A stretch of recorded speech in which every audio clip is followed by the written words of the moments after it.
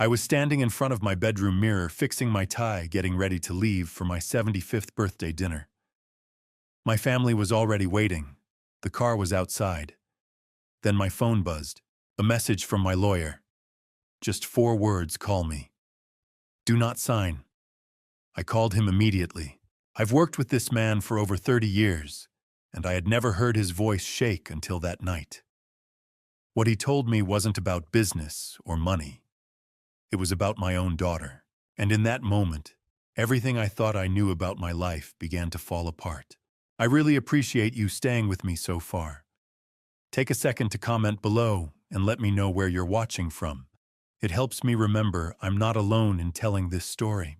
And for clarity as we continue, some elements of this story are dramatized for educational and narrative reasons. Any resemblance to real people or situations is coincidental, but the lesson itself is absolutely true. I drove my vintage Jaguar to the Hamptons, to the sprawling estate that I had put the $2 million down payment on just 3 years ago. It was supposed to be Tiffany's dream home, a place for her and her husband Brad to build a life. Now it felt like a crime scene. Before I got out of the car, I reached into my glove compartment and took out a small, high-fidelity voice recorder. I slipped it into the breast pocket of my navy blazer. If they wanted to play games with reality, I would make sure I had the master tapes. Walking into that house was like walking onto a stage where everyone knew the script except me. Tiffany greeted me with a hug that felt too tight, too performative. "Happy birthday, Daddy," she squealed, kissing my cheek. She smelled of expensive perfume and nervous sweat. Brad, my son-in-law, was right behind her, holding a tumbler of scotch. He was a man who had failed at 3 different startups and was currently drowning in debt, though he tried to hide it behind leased luxury cars and custom suits. "Here you go, Harrison," Brad said, shoving the drink into my hand. "Double malt, just how you like it. Drink up. We have a big night ahead." I took the glass but didn't drink. I noticed immediately that the pour was heavy, almost triple a normal serving. They wanted me drunk. They wanted me pliable. I walked into the living room, feigning a slight limp, playing the part they had written for me. The gaslighting started before the appetizers were even served. I placed my car keys on the marble console table in the hallway. I saw exactly where I put them. 10 minutes later, as we were moving to the dining room, Brad frowned. "Harrison, did you take a cab here?" he asked loudly, making sure the housekeeper heard. "No, I drove. My keys are on the console," I replied calmly. Brad walked over to the table and made a show of looking. "They aren't here, Harrison. Are you sure you drove? You know, last week you told me you lost your wallet when it was in your pocket. Maybe you left them in the ignition." My heart hammered against my ribs. I knew I hadn't lost them. Brad had moved them. They were trying to build a narrative of forgetfulness, creating witnesses to my decline. I took a deep breath, channeling the cold logic I used when inspecting suspension cables for stress fractures. "I must have been mistaken," I lied, forcing a confused smile. "I'm getting older after all." Tiffany exchanged a quick, satisfied glance with Brad. It was subtle, but I caught it. It was the look of a predator watching the trap snap shut. Dinner was an exercise in torture. They reminisced about events that never happened. "Do you remember, Dad, when you got lost going to the grocery store last month?" Tiffany asked, pouring me more wine even though I hadn't touched the first glass. "I never got lost, Tiffany," I said, keeping my voice level. "Oh, Daddy, don't get defensive. It's okay. We just worry about you living alone in that big brownstone. It's a lot to manage for someone your age." I gripped the stem of my wine glass. They weren't just worried. They were reciting lines for a deposition. They were painting a picture of a senile old man to show a judge. I ate my steak in silence, letting them weave their web, the recorder in my pocket, capturing every condescending word, every fabricated memory. Then came the climax of the evening. We moved to the study for coffee. The room was lined with books Brad had never read. Tiffany went to the desk and pulled out a thick leather folder. "Dad, since it's your 75th, Brad and I..." Got you a little gift, she said, her voice dripping with artificial sweetness. Well, it's not really a gift. It's more of a peace of mind thing. We had our family attorney look over the family trust. We just want to make sure your tax liabilities are minimized. It's just some standard updates. She placed the document in front of me and handed me a heavy gold pen. Just sign on the tabs, Brad said, hovering over my shoulder like a vulture. We can handle the filing on Monday. You don't need to worry about the details. I put on my reading glasses. My hands were steady, but I made them tremble slightly as I reached for the paper. I didn't look at the signature line. I looked at the body of the text. I skimmed past the standard legalese on the first few pages until I reached page 14. There it was. Buried in a paragraph about asset management was a clause for an immediate durable power of attorney. It wasn't contingent on a medical diagnosis. It wasn't for tax purposes.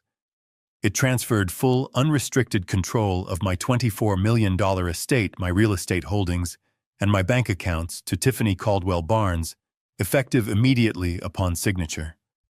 It was a death warrant for my independence. Brad tapped the paper. Right there, Harrison. Just a quick signature so we can get back to the birthday cake. I looked at the date on the document. It matched the date on the court filing James had warned me about. They were attacking me on two fronts. If I signed this, they wouldn't even need the court order. They would own me by morning. I looked up at my daughter. She was smiling, but her eyes were dead. There was no love there, only greed and desperation. I thought about the little girl I used to push on the swings, the teenager I taught to drive. That person was gone. In her place was a woman who would strip her father of his dignity to pay off her husband's gambling debts. I knew I couldn't simply refuse. If I refused, they might escalate. They might physically prevent me from leaving. They were desperate. I needed to destroy the weapon without revealing I knew it was a gun. I reached for my wine glass, the 1982 Bordeaux, that I had bought for a special occasion, an occasion much different than this. My hand hovered over the document. You know, I said, my voice cracking with feigned frailty. I really am feeling quite tired tonight. The keys. Getting lost. Maybe you are right. Tiffany's eyes lit up. Just sign, Daddy. We will take care of everything. I leaned forward, pen in hand, and then I let my elbow spasm. It was a precise movement calculated to look like a geriatric tremor. My arm knocked the full glass of red wine directly onto the document. The dark liquid exploded across the paper, soaking page 14, bleeding into the fibers, turning the ink into an illegible purple mess. Oh, I cried out, dropping the pen. Look at what I've done. I am so clumsy. No, Brad shouted, lunging for the table, but it was too late. The document was ruined. Tiffany's face twisted into a mask of pure, unfiltered rage. You stupid old man, she hissed, forgetting her act for a split second. I stood up, grabbing a napkin and dabbing uselessly at the mess. I am so sorry. I think I need to go home. I'm not feeling well. You can't leave, Brad said, stepping between me and the door. We can print another copy. It will just take a minute. I looked at Brad. I stood up to my full height of 6'2". I dropped the act of the frail old man.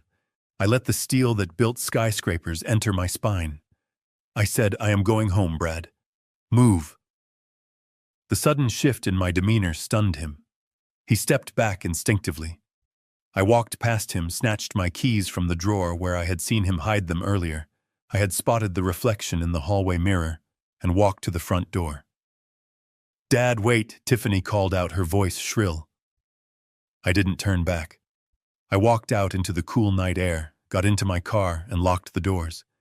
As I drove away, I looked in the rearview mirror. They were standing in the doorway, silhouetted by the light of the house my money had paid for. They looked small. They looked desperate. I drove straight to my lawyer's office. I didn't go home. I knew the war had just begun. They thought they were dealing with a helpless senior citizen. They were about to find out they were fighting a man who knew how to demolish a building without leaving a trace of dust. I was going to investigate every penny I had ever given them. I was going to find out why they were so desperate. And I was going to make sure that the only thing they inherited from me was a lesson in consequences. I did not sleep that night. Adrenaline is a powerful fuel even at 75. I sat in my study until the sun came up, organizing every financial statement I had in my possession. By 8 a.m., I was walking through the glass doors of James Sterling's law firm in Midtown Manhattan. James was already waiting for me, his face grim. Sitting across from him was a man I had only heard about in whispers. His name was Weiss. He didn't look like a forensic accountant. He looked like a tired college professor wearing a rumpled suit and thick glasses, but James assured me he was the best financial bloodhound in the city. I handed over my access codes, my social security number, and the authorization forms James had prepared. I told Weiss to tear apart everything. I wanted to know where every cent I had given my daughter over the last decade had gone. I wanted to know the financial health of my son-in-law, Brad. I wanted to know why they were so desperate that they tried to seize my life in a single night. Weiss worked in silence for 3 hours. The only sound in the conference room was the clicking of his keyboard and the hum of the server. James and I drank coffee watching the man dismantle the facade of my daughter's life. When Weiss finally stopped typing, he took off his glasses and rubbed the bridge of his nose. He looked at me with an expression that wasn't pity but professional concern. He turned the monitor so I could see it. Mr. Caldwell, Weiss said, his voice dry and precise. You are not looking at a cash flow problem. You are looking at a catastrophe. On the screen was a complex web of transactions. Weiss pointed to a series of red lines. Your son-in-law, Brad, has not just been failing at startups. He has been gambling on unregulated cryptocurrency markets. Specifically, he leveraged everything he could access into a platform that collapsed 3 months ago. I leaned in, squinting at the numbers. The total loss was staggering. $8.5 million. It was money they didn't have.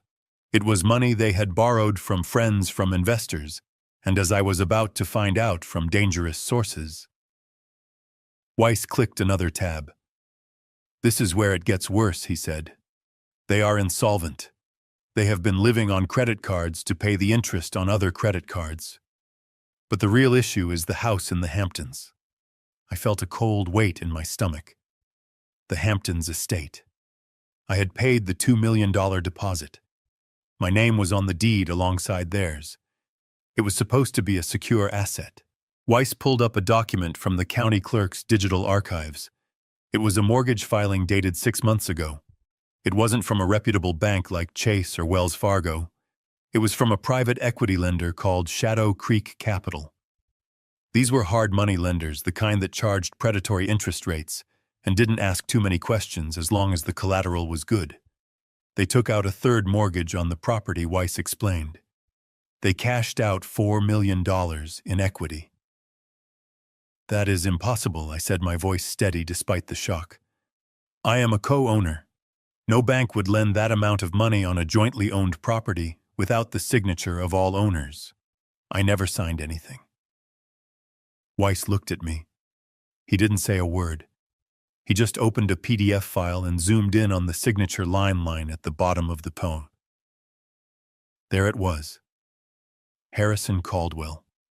The signature looped and slanted exactly like mine. It was a forgery, but it was a masterclass in forgery. It was good enough to fool a loan officer who was looking the other way. I stared at the screen. My own name stolen. My credit hijacked. Weiss continued, his voice dropping an octave. Here is the kicker, Mr. Caldwell. The terms of this hard money loan are aggressive. It is a balloon payment structure. They missed the last 3 interest payments. Shadow Creek Capital issued a notice of default 5 days ago. If they do not pay the full principal plus penalties by next Friday, the lender forecloses. They lose the house. I did the math in my head. Next Friday. That was 7 days away. The pieces of the puzzle slammed together. The desperation at dinner. The emergency guardianship filing. The immediate power of attorney. They didn't just want my money for a rainy day. They needed access to my liquid assets, my retirement accounts, and my investment portfolio within the week to pay off the loan shark before they lost the house and the fraud was exposed. They were going to liquidate my life to cover their crime. I stood up. I need to see the original documents, I said.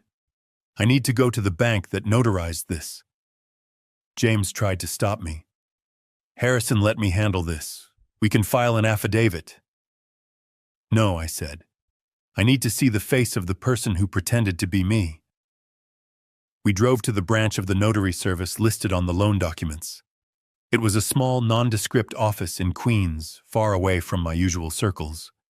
With James flashing his credentials and threatening immediate legal action for facilitating fraud, the manager was terrified. He was sweating as he pulled up the security footage from the date of the signing. We stood in the back office watching the grainy monitor. I saw Brad walk in. He looked nervous, checking his watch. And then a moment later, I saw myself walk in. Or at least someone who was supposed to be me. The man on the screen was about my height. He wore a hat pulled low and a surgical mask, which wasn't uncommon these days, but he also wore sunglasses. He leaned heavily on a cane. He played the part of a frail, sickly old man perfectly. He sat where Brad pointed. He signed where Brad pointed. He didn't read a single page. I watched Brad pat the imposter on the back, a gesture of thanks for a job well done. It was sickening. They had hired an actor. They had staged a play to rob me of my property rights. I froze the frame on the imposter's face. I looked at Brad's smiling face next to him. This wasn't just a family dispute anymore. This wasn't a daughter asking for too much allowance. This was a felony. This was wire fraud. This was identity theft. This was a conspiracy to defraud a senior citizen. I felt something die inside me as I watched that video. The last lingering hope that this was all a misunderstanding vanished. The image of Tiffany as a little girl faded, replaced by the woman who would orchestrate this charade. She wasn't in the video, but she benefited from the crime. She knew. She had to know. I turned to the manager. I want a copy of this footage, and I want a certified copy of the notary logbook. Now. We walked out of the bank and into the bright afternoon sun. The city noise seemed distant, muffled by the rage pounding in my ears.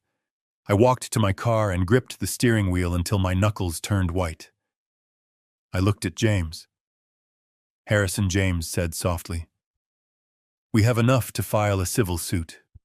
We have enough to stop the guardianship. I looked straight ahead, watching the traffic flow down the avenue. No, James, I said. This isn't civil anymore. He isn't just a bad son-in-law. He is a criminal. And my daughter is his accomplice. I took a deep breath, the air filling my lungs, stiffening my resolve like concrete setting in a mold. Freeze it all, I commanded. James blinked. Everything. Everything I said. Contact the banks. Contact the investment brokers. Put a lock on every joint account. Flag the Hamptons title for fraud. Cut off the credit cards. Cancel the monthly stipend. I want every single financial artery that connects me to them severed within the hour. But Harrison, James warned, if we do that, the lender will foreclose. They will lose the house. They will have nothing. I started the engine. The roar of the motor felt good. It felt like power returning to my hands. They stole my signature, James. They tried to steal my mind. They tried to erase me. Let them have nothing. Let them see what the world looks like when they have to stand on their own 2 feet without my wallet to prop them up. Do it, now. James moved with the efficiency of a surgeon. Within minutes of my command, the machinery of my wealth began to grind in reverse. I sat in his office listening to him issue orders to bank managers who knew my voice better than they knew their own children. One by one, the accounts were locked. The credit lines were suspended. The automatic transfers that had fueled my daughter's illusion of a successful life were terminated. It was a silent digital demolition, but in my mind I could hear the crashing of steel and the shattering of glass. I didn't have to wait long to see the dust settle. The first casualty was Tiffany's dignity. It happened at 2 in the afternoon. She was at the Elysium Spa on Fifth Avenue, a sanctuary of marble and orchids, where she spent more money on facials than most families spent on groceries. I knew her schedule because I paid the bills. She had just finished a 3-hour treatment, a package that cost $1,200. When she handed the platinum card to the receptionist, she likely did it with that casual, dismissive wave of the wrist she had perfected over the years. I can imagine the receptionist's polite smile faltering as she swiped the card. Then swiped it again. Then the quiet, apologetic whisper. "I am sorry, Mrs. Barnes. The card has been declined. Code 05. Do not honor." Tiffany would have laughed it off at first. A mistake. A glitch in the system. She would have pulled out the backup card, the gold one linked to the joint account I used for household emergencies. Declined. Then the debit card. Declined. For the first time in her adult life, Tiffany stood at a counter with a bill she could not pay. She had to call Brad, but Brad's cards were also linked to my credit profile as authorized user extensions. They were dead plastic. She had to leave her driver's license as collateral and walk out onto the busy Manhattan street, her skin glowing from the treatment, but her face burning with a shame she had never known. At the same time, the automated banking system sent out the alerts regarding the monthly stipend. For 5 years, on the 15th of every month, $15,000 was wired directly into their operating account. It was the lifeline that paid their mortgage, their car leases, their country club dues. Today was the 15th. The transfer was scheduled for 4:00 p.m. At 4:01 p.m. they received a notification. Transfer canceled by authorization of account holder. Insufficient permissions. That $15,000 was already spent in their minds. It was earmarked for the loan shark for the minimum payments on the maxed-out visas. Without it, the house of cards didn't just wobble. It collapsed. The final nail in the coffin was the legal notice regarding the Hamptons property. James filed a notice of pendency, effectively a red flag on the property title alleging fraud and forgery. It froze any potential sale. It alerted the lender, Shadow Creek Capital, that the collateral for their loan was contested. It meant they couldn't sell the house to pay off the debt, and they couldn't refinance. They were trapped in a burning building with the doors welded shut. My phone began to ring at 4:15 p.m. I let it go to voicemail. Then it rang again, and again. By 5:00 p.m. there were 20 missed calls and a string of text messages that devolved from confusion to panic to vitriol. I finally answered on the 21st ring. I put the phone on speaker and set it on my mahogany desk, pouring myself a glass of water as her voice filled the room. "You petty, tyrannical dictator," Tiffany screamed, her voice shredding her vocal cords. "How could you?" I was humiliated. "Do you hear me? Humiliated in front of everyone? They cut up my car, Dad. They cut it up right in front of me." I took a sip of water. "Hello, Tiffany. I trust your facial was relaxing." "You are a monster," she shrieked. "You cut us off. We have bills due tomorrow. We have the mortgage. What are we supposed to do? You are supposed to get jobs." "Tiffany," I said, my voice devoid of any warmth. "You are 42 years old. Figure it out. You can't do this. This is financial abuse. I will tell the judge. I will tell everyone." "You filed a petition claiming I was incompetent," I reminded her. "If I am incompetent, then surely I shouldn't be managing your finances. I am just simplifying my estate as any prudent person would do." She screamed something incoherent, a mix of profanity and sobbing, before the line went dead. She had hung up, or perhaps she had thrown the phone against the wall. An hour later, the rage shifted from the daughter to the son-in-law. I was at my brownstone in the Upper East Side, sitting in the library by the front window. The street was quiet, lined with gas lamps and old trees. Then the roar of an engine shattered the peace. It was Brad. He was driving the Porsche 911 Turbo S that he had leased 2 years ago. I had co-signed the lease because his credit score was in the low 500s. He parked it illegally in front of a fire hydrant, mounting the curb with a careless aggression that made me wince. He stormed up the steps and began pounding on my heavy oak door. "Harrison, open this door. We need to talk. You think you can just pull the plug? You think you can starve us out?" I didn't move to open the door. I stayed by the window watching. I checked my watch. The timing should be perfect. I had called the leasing company 3 hours ago. I had informed them that as the guarantor I was revoking my security on the vehicle and that the primary driver had defaulted on the insurance payments, which was true, another bill they had skipped this month. I told them exactly where the car would be at 6:30 p.m. Brad was kicking the bottom of the door now, shouting about lawyers and rights he didn't have. He was so focused on his tantrum that he didn't hear the heavy rumble of the tow truck turning the corner. It was a large flatbed equipped for high-end recoveries. The driver didn't hesitate. He backed up to the Porsche with practiced speed. Brad heard the hydraulics hiss. He spun around, his face going pale. Hey, what are you doing? That's my car." He ran down the steps, waving his arms. "Get away from it." The driver, a burly man who had likely seen 1,000 Brads in his career, didn't even look up as he hooked the chains onto the axle. "Repossession order, buddy. Step back or I call the cops." "No, you can't. My father-in-law pays for it."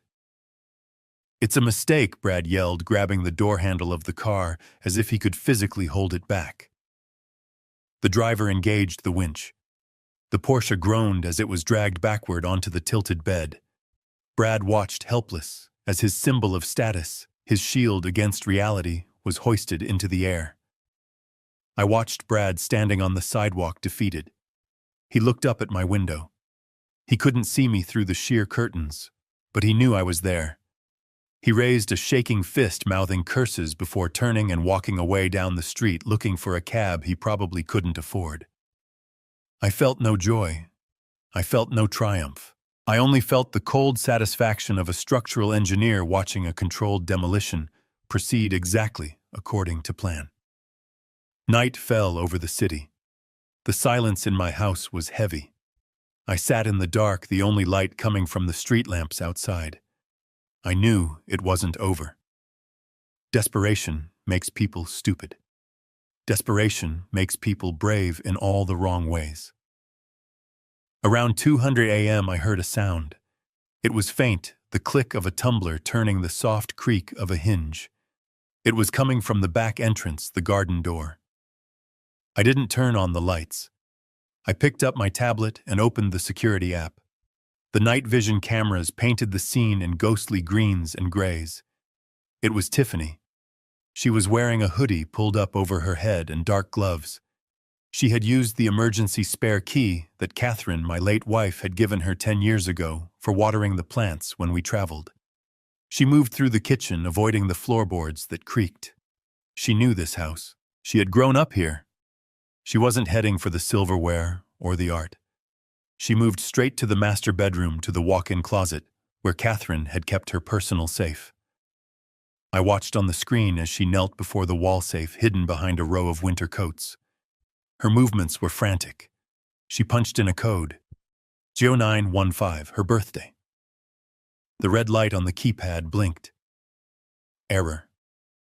She tried again. 1225. Christmas. Error. She paused, breathing hard. I could see the panic in her body language. She tried a third code. 0614. Catherine's birthday. Error. Lockout initiated. She slammed her fist against the safe door, a silent scream of frustration. She needed liquid assets. She knew Catherine's jewelry collection was in there. The sapphire necklace, the diamond tennis bracelets, the heirlooms that were worth $500,000. She intended to steal them. She intended to pawn her dead mother's legacy to save her husband's skin. I set the tablet down. I stood up and walked to the staircase. My footsteps were deliberate, heavy enough to be heard. I wanted her to know I was coming. I walked into the bedroom and flipped the switch. The chandelier flooded the room with unforgiving light. Tiffany spun around. She was holding a small velvet box she had found on the dresser, thinking it might contain something of value. It was empty. She looked like a trapped animal, her eyes wide, her face pale, the hood sliding back to reveal matted hair. She didn't try to run. There was nowhere to go. She just stood there, clutching the empty box, caught in the act of robbing her own father. "You changed the code," she whispered, her voice trembling with accusation rather than guilt. "You knew I would come. You changed it to lock me out." I looked at her, and for a moment I saw the toddler who used to sneak cookies before dinner. But that ghost vanished, replaced by the thief standing before me. "I didn't change it, Tiffany," I said, my voice cold as the grave. She frowned, confused. "What?" "Your mother changed it," I said. Tiffany shook her head. "That's impossible. She died 3 years ago." I walked closer to her, stopping just out of reach. "3 days before she died, your mother asked me to help her reset the combination. She was weak, but her mind was clear. She told me she had a bad feeling. She told me that she loved you, but she didn't trust Brad, and she didn't trust who you were becoming when you were with him." Tiffany flinched, as if I had slapped her. "Mom wouldn't do that. She loved me." "She did love you," I agreed. "That is why she protected her legacy from you. She knew this day would come. She knew that sooner or later you would come for the things she loved to pay for the mistakes you made." I pointed to the door. "Get out." "Dad, please," she sobbed, dropping the empty velvet box on the floor. "They are going to kill him. If we don't pay Shadow Creek, they are going to hurt Brad. We need the money. Just let me have the necklace. Just the sapphire one." I looked at the empty box on the floor. It was a perfect metaphor for our relationship. "The sapphire necklace isn't for you," I said. "It never was. Now get out of my house before I call the police and add burglary to the list of crimes we will be discussing in court." She looked at me one last time, realizing that the well had truly run dry. She ran past me down the stairs and out into the night, leaving the back door wide open to the cold wind. I walked over and closed it, locking the deadbolt. I was alone in the house, but for the first time in a long time I felt safe. The enemy was no longer inside the gates. I walked past my daughter, who was still trembling by the bedroom door, and went to the antique vanity that had belonged to her mother. I didn't look at Tiffany. I looked at the mirror, pushing aside a silver hairbrush to reveal a small, almost invisible seam in the wood. It was a false bottom, a trick of carpentry I had installed for Catherine 40 years ago when we bought our first valuables. I pressed the hidden latch, and the wood clicked open. From the dark recess, I pulled out a long navy blue leather case. I turned around and placed it on the bed. With a flick of my thumb, I opened the lid. The room seemed to grow brighter. The sapphire and diamond set a necklace and matching earrings worth $400,000 glittered under the chandelier light.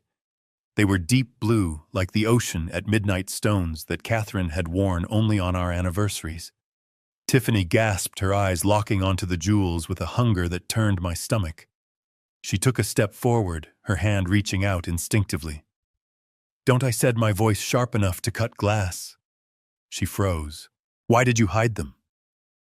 Why did Mom change the code?" I picked up the necklace, letting the heavy stones run through my fingers like water. "Because we knew you, Tiffany. We knew you better than you know yourself. Do you remember when you were 12, you stole your teacher's wallet? You said you found it, but we found the cash in your pillowcase. We paid the teacher back and hushed it up. When you were 16, you shoplifted a designer scarf from Saks. I went down to the precinct and used my connections to wipe the record. We thought we were protecting you. We thought we were loving you. I dropped the necklace back into the box with a heavy thud. But we were wrong. We were just teaching you that there are no consequences. We were teaching you that if you want something, you just take it, and Daddy will write a check to make the problem go away. Catherine realized it before I did. She told me that if she died first, you would come for these. She said you wouldn't see them as memories. You would only see them as liquid assets to fuel your lifestyle. Tiffany's face hardened, the mask of the victim falling away to reveal the entitlement underneath. She stopped crying. She straightened her spine and looked at me with pure venom. "So what?" she screamed, her voice echoing in the large room. "She is dead, Dad. She doesn't need them anymore. I am alive. I have bills. I have a life that is falling apart. The money should be mine. It is my inheritance. Why are you hoarding it like a dragon while your own daughter drowns? It is not your inheritance," I replied calmly. "It is my property. And frankly, I would rather throw these gems into the Hudson River than let them pay for Brad's mistakes." I held out my hand, palm open. "Give me the key, Tiffany." She clutched the spare key in her fist, her knuckles white. "No." I didn't raise my voice. I didn't move toward her. I simply stated a fact. "If you walk out of here with that key, I will call the police immediately. I will report an intruder. I will show them the security footage of you cracking the safe. You are already facing a foreclosure and a mountain of debt. Do you want a felony burglary charge on top of that? Give me the key." She stared at me, a war raging behind her eyes. She calculated the odds and realized she had no leverage left. With a scream of frustration, she threw the key at me. It hit my chest and clattered to the floor. I didn't flinch. I stooped down and picked it up, slipping it into my pocket. "You are no longer welcome in this house," I said. "I am revoking your access. I am revoking your status as my daughter. You are a stranger to me now. A stranger who tried to rob an old man in the middle of the night." She backed out into the hallway, but before she turned to run, she stopped. A cruel, twisted smile appeared on her face. "You think you have won," she hissed. "You think this is over. The hearing is in 3 days, old man. You can change the locks and hide the diamonds, but you can't hide from the court." "I will tell the judge everything," she continued, her voice dropping to a menacing whisper. "I will tell them about your paranoia. I will tell them how you hoard things. I will tell them you are a danger to yourself. And when they grant me guardianship, I will put you in the darkest, cheapest state facility I can find. You will rot in there, Dad. And while you rot, I will sell this house, I will sell those diamonds, and I will spend every single dime you have. You will regret tonight for the rest of your miserable life." She turned and ran down the stairs. I heard the front door slam, shaking the frame of the house. I stood there in the silence, holding the key, feeling the weight of her threat settling on my shoulders. She wasn't just angry. She was committed. She was going to try to declare me insane to get what she wanted. I closed the velvet box and put it back in the hidden compartment, locking it tight. I didn't go back to sleep. I went to my study and opened my laptop. If they wanted to question my mind, I would give them an answer they couldn't ignore. I spent the rest of the night researching. I looked up the best neurologists in New York City. I looked up the standard protocols for competency hearings. I wasn't going to wait for the court to order an evaluation. I was going to get there first. At 7:00 a.m., I was dressed in a fresh suit, shaved and ready for battle. I drove into the city, fighting the morning traffic with the aggressive precision of a man on a mission. My first stop was New York Presbyterian Hospital. I walked into the neurology department and demanded a full cognitive evaluation. "I don't have an appointment," I told the receptionist, handing her my platinum insurance card. "But I am willing to wait all day. I need a certified mental capacity assessment, and I need it today." It took 4 hours of waiting, but I finally saw Dr. Aris, a leading specialist in geriatric neurology. He looked at me skeptically. At first, a man demanding to prove he wasn't crazy usually raises red flags. but I explained the situation clearly. My daughter is filing for guardianship. I need objective proof of my competency. He put me through the ringer. The Montreal Cognitive Assessment. The mini mental state examination.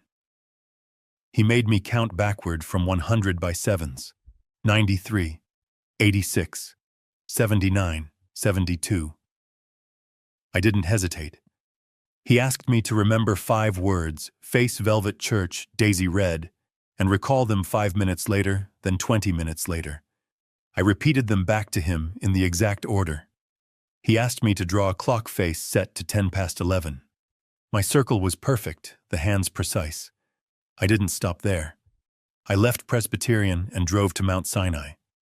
I repeated the process. Different doctor, same tests. Then I went to NYU Langone. 3 hospitals.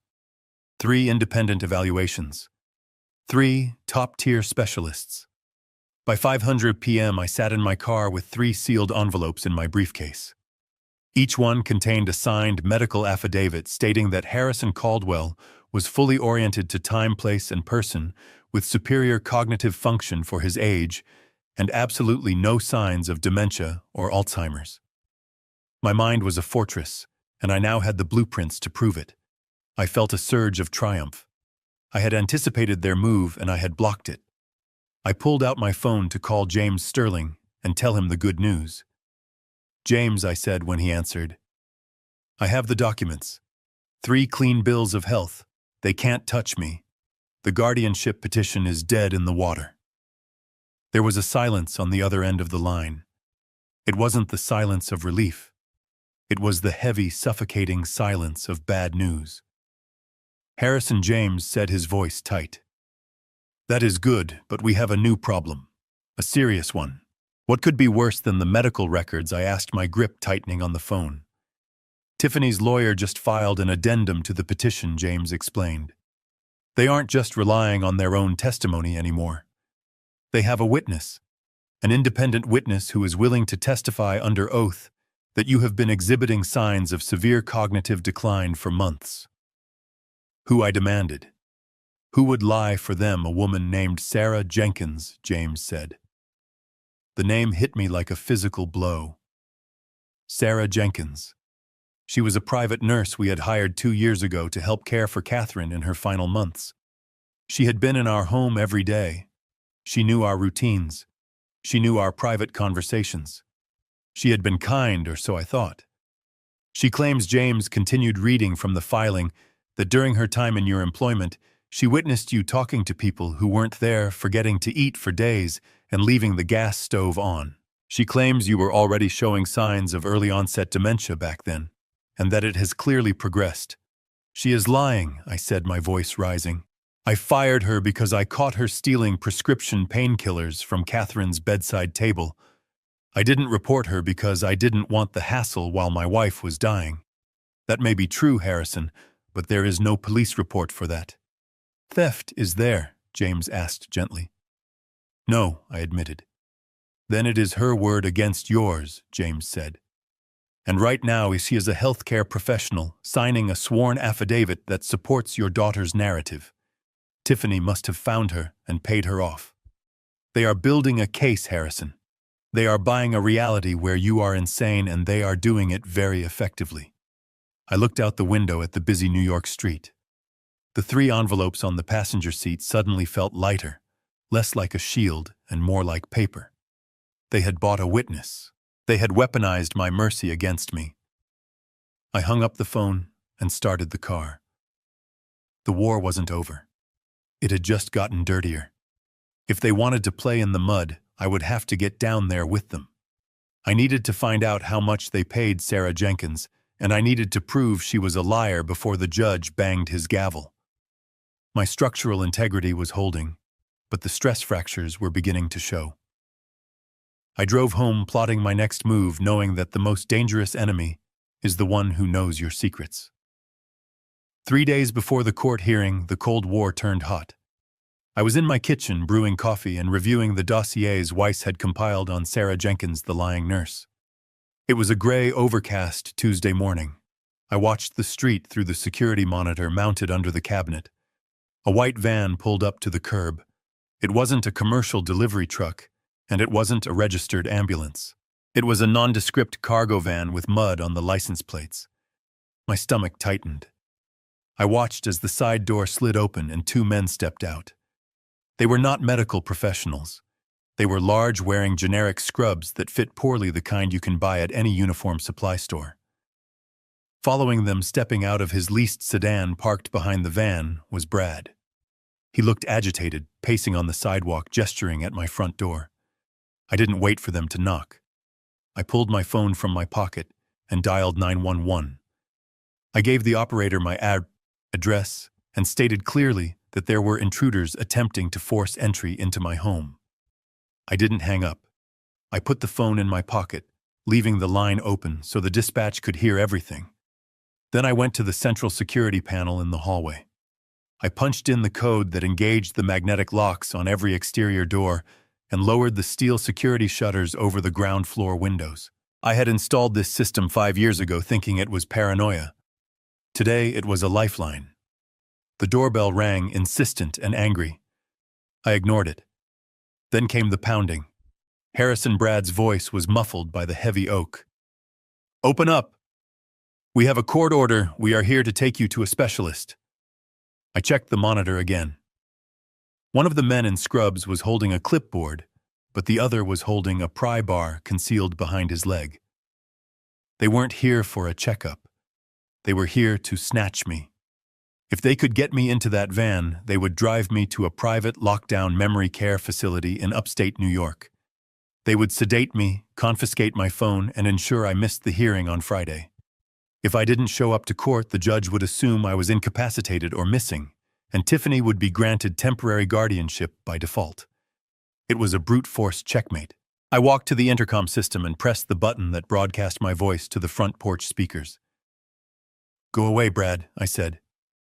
My voice amplified and booming across the quiet street. "I know what you're doing. Open the door."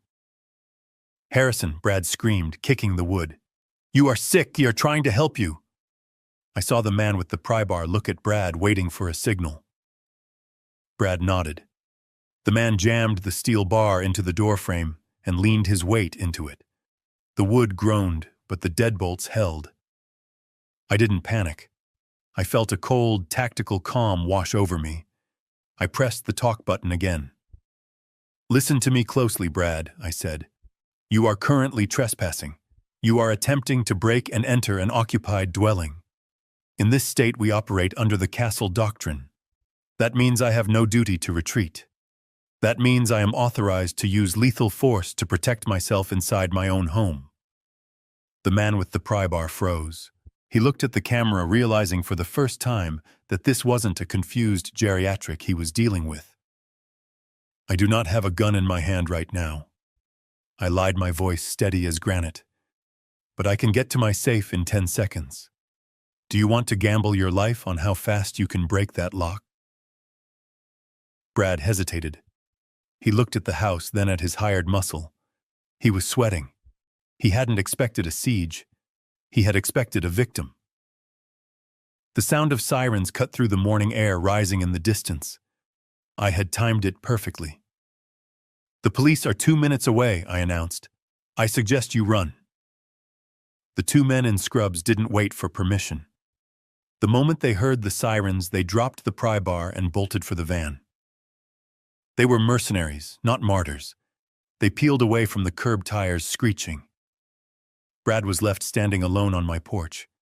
He looked at the camera lens, his face twisted in a mixture of fury and terror. He knew he had failed. He knew he had just left physical evidence of an attempted kidnapping on my doorstep.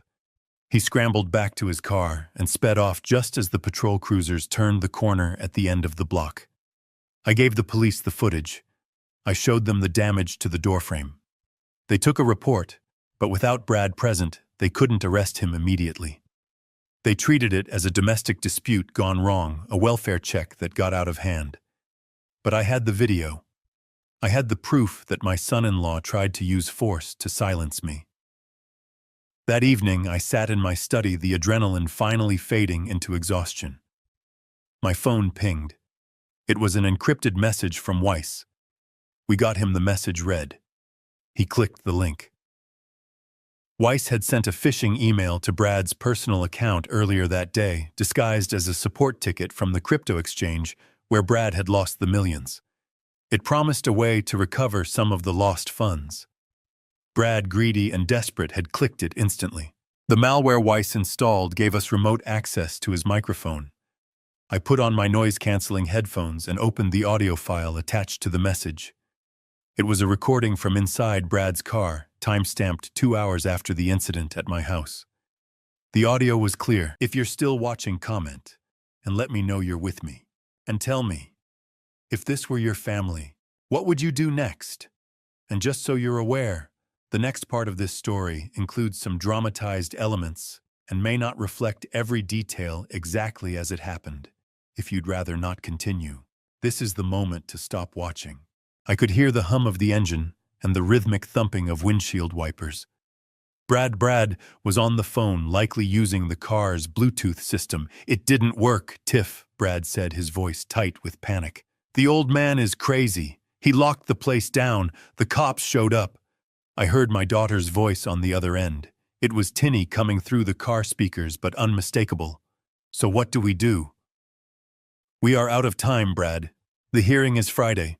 If he walks into that courtroom with those medical records, we are dead. We lose the house. We lose everything. I listened, holding my breath. We can't let him get to court, Brad said. There was a pause, a heavy, dark silence. What are you saying? Tiffany asked. I am saying the nursing home idea is dead, Brad replied. We need something more permanent. Something that looks like an accident. My blood ran cold. Brad continued. He drives that old Jaguar everywhere. It doesn't have modern safety features. If he were to run off the road, or if his brakes failed, Tiffany said, her voice wavering. It solves everything, Brad shouted, slamming his hand on the steering wheel. The thump echoed in my headphones. Think about it. The guardianship petition becomes moot. The estate goes into probate. You are the sole heir. We get the $24 million. We pay off Shadow Creek. We pay off the crypto debt. And what? And the life insurance, Brad said, his voice dropping to a conspiratorial whisper. The policy pays double indemnity for accidental death.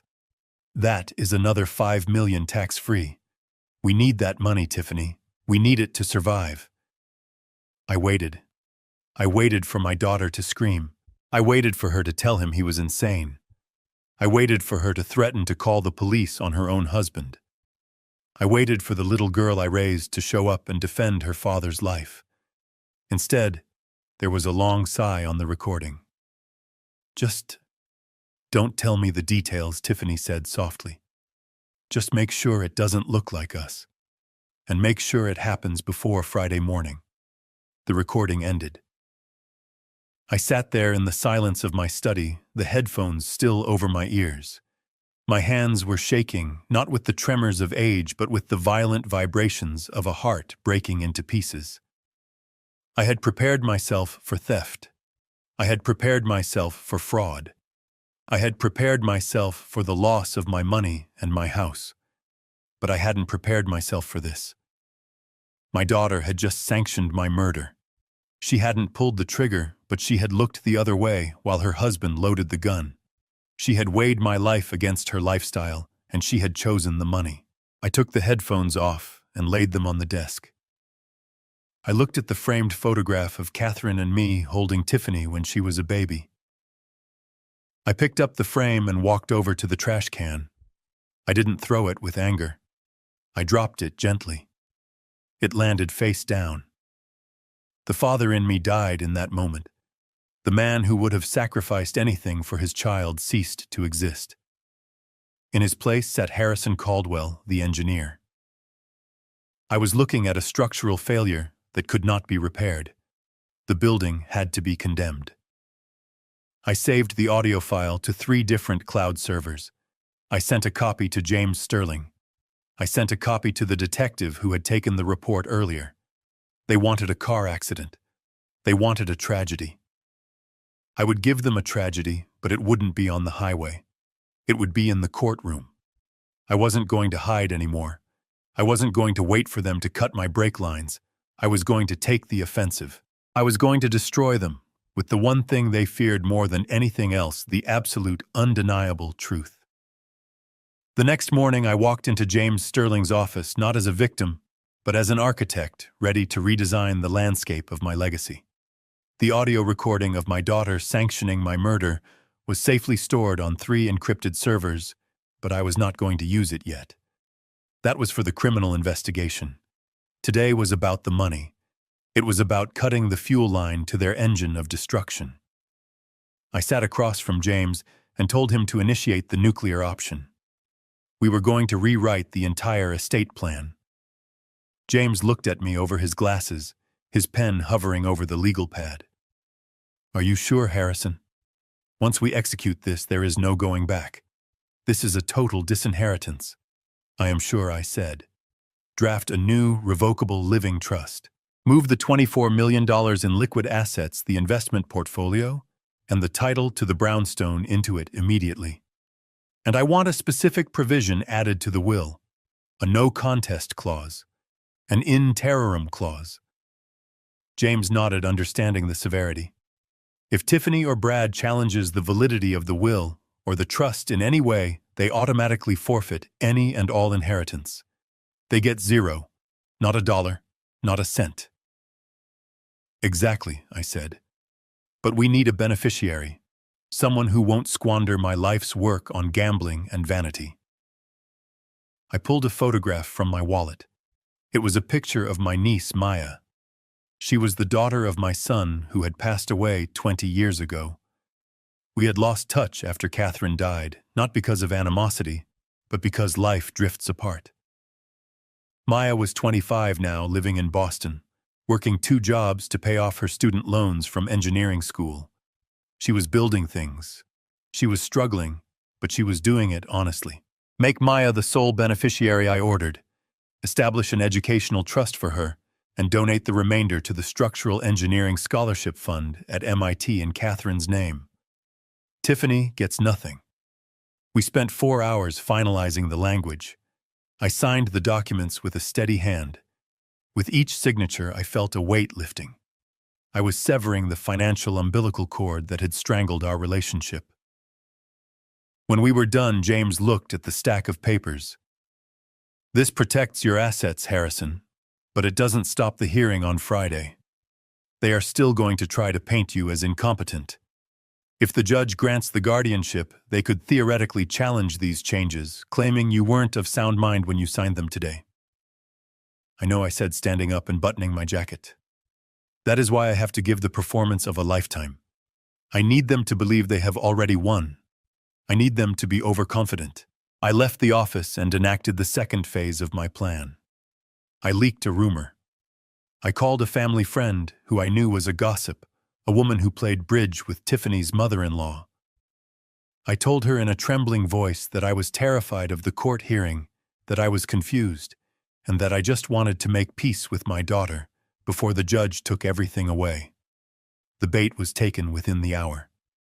Tiffany texted me, "Meet me at the Starbucks on 3rd Avenue. We can talk." I arrived early. I chose a table in the corner, but one that was clearly visible to the security cameras I had noted upon entering. I sat down and hunched my shoulders. I took off my expensive watch and put it in my pocket. I ruffled my hair slightly to look disheveled. When Tiffany walked in, she looked like a shark smelling blood in the water. She was wearing sunglasses and carrying a large designer tote bag. She didn't hug me. She sat down opposite me and placed her phone on the table face down. I knew immediately it was recording. She wanted a confession. She wanted audio of her father sounding senile to play for the judge. I decided to give her exactly what she wanted, but with a twist. "I am so glad you came, Tiffany," I said, my voice wavering. I don't know what is happening to me. The days seem so long. I get confused about the dates." Tiffany leaned in, a cruel smile playing on her lips. It is okay, Dad. That is why we are doing this. We just want to help you. You know you can't manage your money anymore. You forgot to pay our bills, remember? I looked down at my hands, wringing them together. I just want it to stop, Tiff. The noise, the pressure. Maybe you are right. Maybe I should just sign the papers. I am so tired of fighting. She reached out and patted my hand. Her touch was cold. You don't have to fight, Daddy. Just tell the judge on Friday that you agree to the guardianship. Tell him you know you need help. If you do that, we won't put you in the state facility. We will find a nice place for you, a private room. She was bargaining with my freedom. She was recording me agreeing to my own imprisonment. I looked up at her, my eyes wide with feigned fear. You promise. You promise you won't let them take me away. I promise, she lied. Just let us handle everything. The house, the money. It is too much stress for you. Brad and I will take the burden off your shoulders. I let out a shuddering sigh. Okay. Okay, Tiffany. I trust you. You are my daughter. You wouldn't hurt me. I saw the triumph in her eyes. She thought she had the smoking gun. She thought she had a recording of me admitting defeat, admitting confusion. She didn't realize that under the laws of our state, entrapment and coercion, recorded without consent, could backfire spectacularly if context was provided. And I was providing the context of a terrified old man being manipulated. She left 10 minutes later, walking with a bounce in her step. She was so sure of her victory that she probably wouldn't even bother prepping her lawyer. She thought I was broken. She didn't know she had just had coffee with a man who had already transferred $24 million out of her reach. That night, the house was quiet. I didn't turn on the television. I poured myself a single glass of 18-year-old single malt scotch and sat in the leather armchair in the library. The house felt big. It felt empty. For decades, this silence had been filled with the sounds of a family. Tiffany practicing piano, Catherine laughing on the phone, the dog barking at the mailman. Now it was just me and the ghosts of the past. I looked at the portrait of Catherine above the fireplace. It was painted 20 years ago when her hair was still dark and her eyes were bright. I raised my glass to her. I am sorry, Catherine, I whispered to the empty room. I tried. God knows I tried to keep her safe, but I failed. I raised a monster, and tomorrow I have to do the most cruel thing a father can ever do. I have to destroy her to save myself. I drank the scotch. It burned, going down a welcome fire in the cold numbness of my chest. I wasn't doing this for revenge anymore. I was doing it for dignity. I was doing it so that the name Caldwell would mean something other than victim. My phone buzzed on the side table. It was a secure text message from James Sterling. I picked it up and read the screen. The message was short, but it hit with the force of a demolition charge. James wrote, "Everything is locked and loaded. The forensic team verified the audio. But Harrison, we have a new development. We monitored Brad's offshore activity. He just wired $50,000 to an account in the Cayman Islands linked to the Honorable Judge Marcus Thorne, the judge presiding over your hearing tomorrow." I stared at the screen. They hadn't just tried to kill me. They hadn't just tried to rob me. They had bribed a sitting judge. They were so desperate, so terrified of the truth coming out, that they had committed a federal crime to ensure the verdict. I read the second part of James's message. Do not worry. We did not call the local police. We called the FBI. They are setting up a sting. Tomorrow is going to be a bloodbath. Get some sleep, Harrison. You are going to need it. I put the phone down. I didn't feel fear. I felt a cold, absolute resolve. They had escalated this to a level I hadn't anticipated, but one I was fully prepared to meet. They wanted a court hearing. They were going to get a federal indictment. I turned off the lamp, leaving the room in darkness, ready for the dawn. The air in the family court was stale, smelling of floor wax and old paper, a scent that I had always associated with order and justice, but today reeked of conspiracy. I sat at the defendant's table next to James Sterling, my back straight, my hands folded on the polished wood. Across the aisle, Tiffany sat with her attorney, a man named Cohen, who wore a suit that cost more than my first car. She was putting on the performance of a lifetime. She held a tissue to her nose, dabbing at dry eyes, her shoulders hunched in a posture of practiced defeat. To the casual observer, she looked like a heartbroken daughter forced to make a terrible decision for the good of her beloved father. To me, she looked like a crocodile waiting for a wildebeest to slip into the water. Judge Marcus Thorne entered the room. He was a heavy man with a face that looked like it had been carved from dough. He didn't look at me. He looked briefly at Tiffany, giving her a nod that was almost imperceptible, a nod that $50,000 in an offshore account had purchased. I felt a cold knot of rage in my stomach, but I kept my face blank. I was a statue. I was concrete. The proceedings began with Cohen laying out the narrative they had constructed. He spoke of my decline with a somber, respectful tone that made me want to vomit. He painted a picture of a man who had once been a titan of industry, but was now a shell, a danger to himself and his fortune.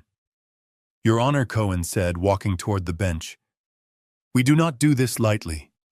It is with heavy hearts that we present evidence of Mr. Caldwell's rapid deterioration." He dimmed the lights and played a video on the courtroom monitors. It was a montage, a greatest hits collection of my manufactured senility. There was the clip from the birthday dinner zoomed in on my hand shaking as I reached for the wine glass, edited to make the tremor look violent and uncontrollable. There was a clip from security footage at a grocery store where I had dropped my keys, slowed down to make my reaction time look glacial. There was audio taken out of context of me asking Tiffany where she was, making it sound like I didn't know who she was.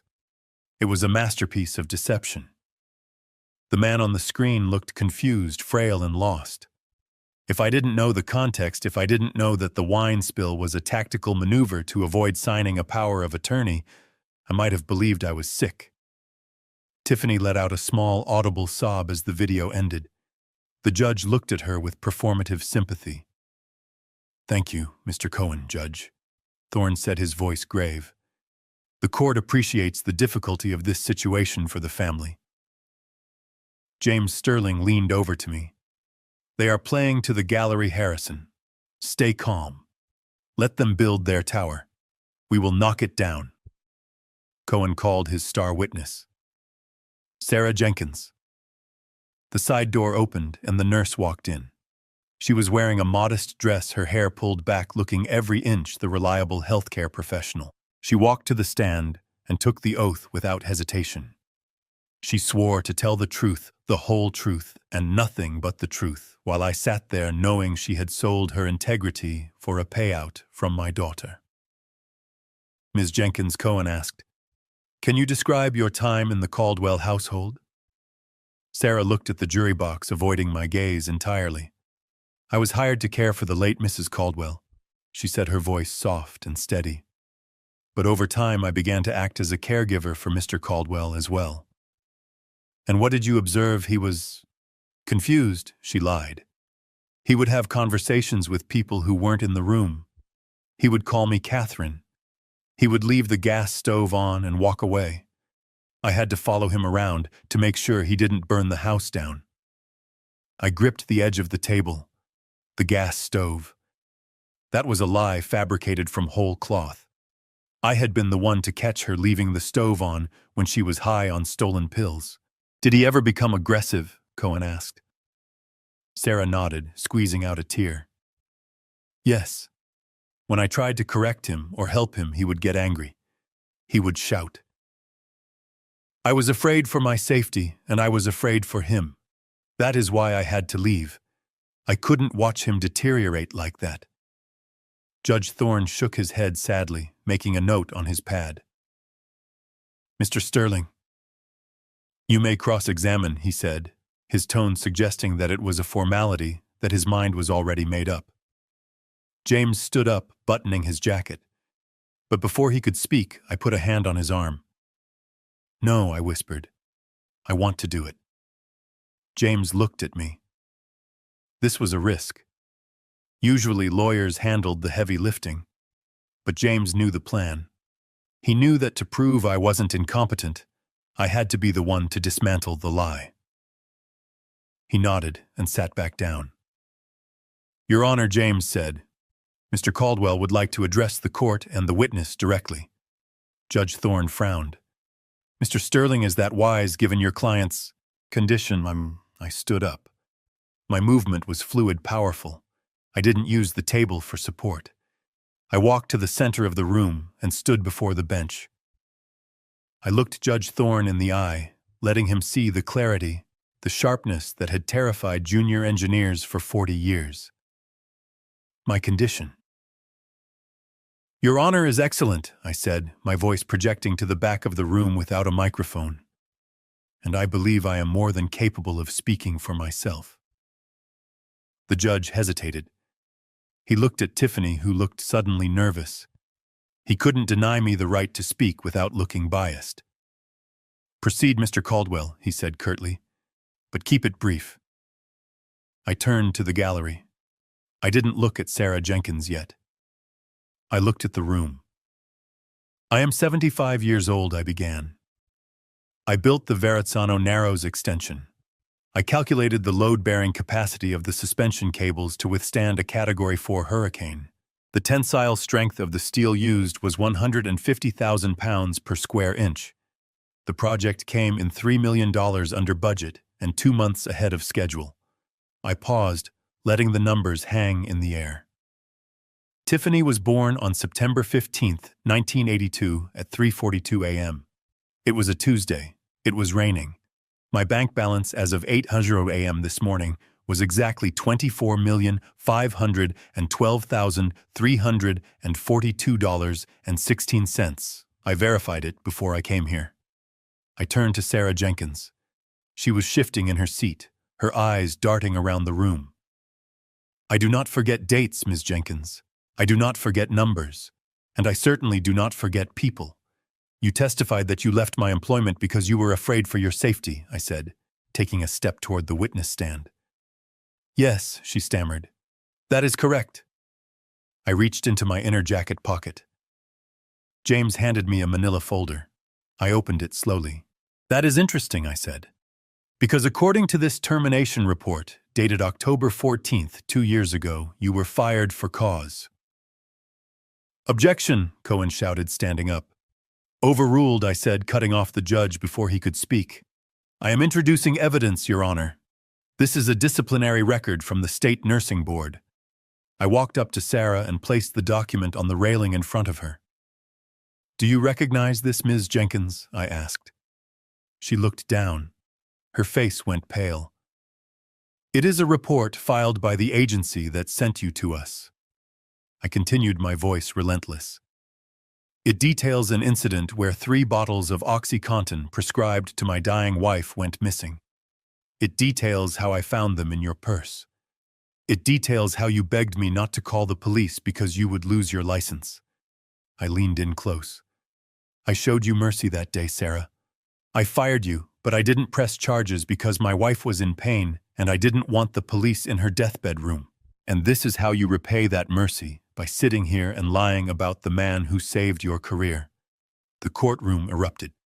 Whispers turned into gasps. Tiffany looked like she had been slapped. Judge Thorne banged his gavel, but the sound was weak, drowned out by the sudden shift in the room's atmosphere. "Ms. Jenkins," I said, my voice low and dangerous, "you are under oath. Perjury is a felony. I am going to ask you one more time. Did you leave because I was confused, or did you leave because you were a thief?" Sarah looked at Tiffany, pleading for help with her eyes. But Tiffany was staring at the table, distancing herself from the sinking ship. Sarah looked at the judge, who was glaring at her, realizing she had become a liability. I... She stuttered, tears streaming down her face, real tears this time. I didn't steal them, I just borrowed them. I had a back problem. It was an admission. It was over. I turned back to the judge. Your Honor, the witness has just admitted to theft and implied drug abuse during her employment. Her testimony regarding my mental state is not only perjured, it is irrelevant. I walked back to my table and sat down. I straightened my tie. I looked at Tiffany. She wasn't crying anymore. She was staring at me with pure, unadulterated fear. She realized then that she hadn't brought a confused old man to court. She had brought a shark, and she had just stepped into his tank. But I wasn't done. The nurse was just the opening act. I looked at James Sterling and nodded. It was time for the main event. It was time to play the tapes. James did not give the room time to recover from the nurse's confession. He signaled to the court clerk to cue the next file on the monitor. Your Honor, James said, his voice cutting through the murmurs of the gallery. The petitioner claims my client is incapable of managing his finances. We would like to submit into evidence a video recording from the Queens branch of a notary service dated 6 months ago. The screen flickered to life. It showed the interior of a small, nondescript office. The timestamp in the corner marked the date and time precisely. The door opened, and Brad walked in. He looked confident, arrogant, the way he always looked when he thought he was the smartest person in the room. Following him was an elderly man who was definitely not me. He was stooped over a cane, wearing a hat pulled low and a surgical mask that obscured most of his face. He was a caricature of old age, a prop hired for a few $100s. The courtroom watched in stunned silence as Brad guided the imposter to a desk. They watched as the notary presented a stack of loan documents. They watched as the man forged my signature, Harrison Caldwell, over and over again on the mortgage papers for the Hamptons estate. And then the most damning moment of all played out in high definition. Once the notary turned her back to make a copy, Brad high-fived the imposter. It was a gesture of celebration of successful theft. I looked at Brad. He was gripping the arms of his chair so hard, his knuckles were white. He wasn't looking at the screen. He was looking at the exit sign. That is a forgery, James stated simply. That is wire fraud. That is identity theft. And that is how the petitioner's husband secured a $4 million loan against a property he does not fully own. Tiffany's face had gone from pale to a ghostly translucent white. She stared at the screen, her mouth slightly open. She knew about the money troubles, she knew about the need for cash, but seeing the brazen criminality of it, the crude impersonation of her own father, seemed to break something in her. Or perhaps she was just realizing that her getaway driver had driven them straight off a cliff. But we are not done, James continued. He tapped his tablet. The video vanished, replaced by a black screen with a soundwave visualizer. We also submit into evidence an audio recording taken 3 days ago from the personal vehicle of Mr. Brad Barnes. Objection! Cohen shouted, desperate to stop the bleeding. This is illegal surveillance. It is inadmissible. It was obtained via a cybersecurity audit authorized by the account holder of the device. James countered smoothly, lying only slightly about the phishing link. It goes to the character and intent of the interested parties. Play it, I said from my seat. Judge Thorne looked like he wanted to vanish. He knew whatever was on that tape was going to be bam, and he had taken $50,000 to protect these people. But with the nurse's perjury and the video of the forgery, he had lost control of his courtroom. Overruled, the judge mumbled, wiping sweat from his forehead. The audio began. The hum of the engine filled the silent courtroom. Then Brad's voice, clear and panicked. The nursing home idea is dead. We need something more permanent. Something that looks like an accident. A gasp went through the gallery. The court reporter stopped typing for a split second, her eyes widening. I watched the jury box, though there was no jury, only the spectators. They were horrified. If he were to run off the road, or if his brakes failed. Brad stood up abruptly, his chair clattering backward. "Turn it off," he screamed. "That's out of context. That's fake." The recording continued relentless. "It solves everything, Tiff. The estate goes into probate. You are the sole heir, and the life insurance. Double indemnity." Then came my daughter's voice, the voice that had once asked me to check under her bed for monsters. "Just don't tell me the details. Just make sure it happens before Friday." The silence that followed the end of the recording was heavy, suffocating. It was the silence of a tomb.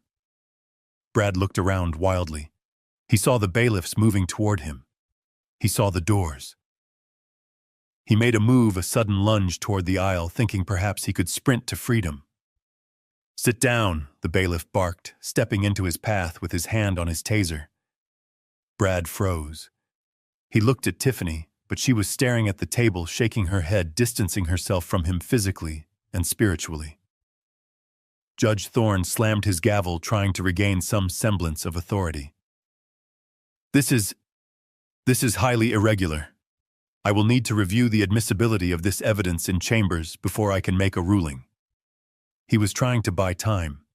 He was trying to find a way to dismiss the case without exposing himself. If he could throw out the recording, maybe he could salvage the guardianship, or at least let them walk away. "I object to this evidence," the judge stammered. "It is clearly prejudicial and—" The double doors at the back of the courtroom burst open. The sound was like a gunshot. 3 men and a woman in dark windbreakers walked in. They moved with a purpose that terrified everyone in the room. On the back of their jackets, in bold yellow letters, were the letters FBI. Leading them was a special agent I had met briefly the night before. He didn't look at me. He walked straight down the center aisle, past the rows of stunned spectators, past Tiffany, past James. "Judge Thorne," the agent said, his voice booming. "I am Special Agent Miller. This court is now a crime scene." Thorne turned a shade of gray I didn't know existed. Agent Miller turned to the defense table. "Brad Barnes, you are under arrest for federal wire fraud, bank fraud, and conspiracy to commit murder across state lines." Brad didn't fight. He collapsed. His legs simply gave out, and he slumped into his chair, weeping. The agents hauled him up, pulling his arms behind his back and snapping the handcuffs on. The metallic click echoed in the room. Tiffany stood up, trembling. "I didn't do anything. It was him, he did it all. I just listened." Agent Miller looked at her coldly. "You are being detained as a material witness and a co-conspirator. You will come with us." Then the agent turned to the bench. "And, Your Honor, we have a warrant for your financial records regarding an offshore transfer of $50,000 received yesterday morning. We suggest you step down from the bench immediately." Judge Thorne looked at the agents, then at the gallery, then at me. He saw his career, his reputation, and his freedom incinerating in real time. He made a split-second decision to save whatever scraps he could. I see," Thorne stammered. "In light of these developments, and the overwhelming evidence presented by the defense, the petition for emergency guardianship is denied with prejudice. Mr. Caldwell is clearly competent. Case dismissed." He banged the gavel one last time, a hollow sound that signaled the end of his career. The agents were dragging Brad toward the door. Tiffany was being escorted out, not in cuffs yet, but clearly in custody. "Wait," I said. My voice stopped the procession. The agents paused. Tiffany looked back at me, her eyes filled with tears and a desperate, pathetic hope. She thought I was going to save her. She thought Daddy was going to write a check to the FBI. I stood up and picked up the leather folder James had prepared. "I have one thing to add to the record," I said, addressing the court reporter and the room at large. "Since my competency has been established and the petition dismissed, I am executing a new will and testament effective immediately." I pulled the document out and held it up. This document contains a no-contest clause, also known as an in terrorem clause. It states that because Tiffany Caldwell Barnes has attacked my estate and attempted to have me declared incompetent without cause, She is immediately and irrevocably disinherited. Tiffany let out a sound that was half scream, half sob. She receives nothing. I continued, my voice unwavering. Not the house, not the trust, not a single dollar of my $24 million estate. Everything has been transferred to a trust for the benefit of my niece, Maya Caldwell, and various charitable organizations. Tiffany broke free from the agent's light grip and ran toward the railing. She didn't look sad. She looked rabid. "You can't do that," she screamed, her face twisted and ugly. "That is my money. I am your daughter. You owe me. That is my money." I looked at her, Hilly. Looked at her for the last time. I saw the greed that had consumed her. I saw the stranger she had become. I walked up to the railing until I was face to face with her. "It was never your money, Tiffany," I said, my voice low and cold as ice. "It was my money. I earned it. I built it.